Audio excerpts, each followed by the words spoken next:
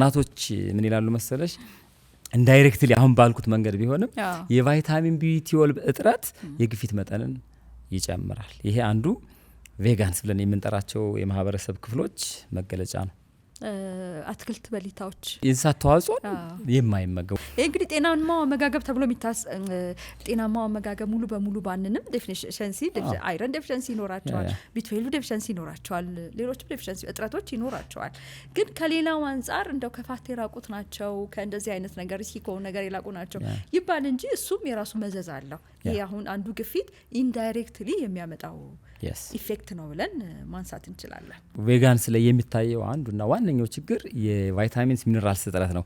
ብዙ ጊዜ ከእንስሳት ተዋጽኦ የምናገኛቸው ከአትክልትና ፍራፍሬ የማናገኛቸው ቫይታሚንና ሚነራሎች ሊኖሩ ይችላሉ። አንደኛው ይሄ ቅድም ለመጥቀስ የሞከርኩት ቫይታሚን ቢ12 ነው። ስለዚህ እስከ 50% ድረስ ሰፕሊመንቱን መውሰድ ካልቻሉ እነዚህ ቬጋንስ የምንላቸው የማህበረሰብ ክፍሎች ለቫይታሚን ቢ12 ዴፊሺየንሲ ተጋላጭ የሆኑና ከሱም ጋር ተያይዞ ለሚከሰት የግፊት መጨመር ተጋላጭ ናቸው ማለት ነው።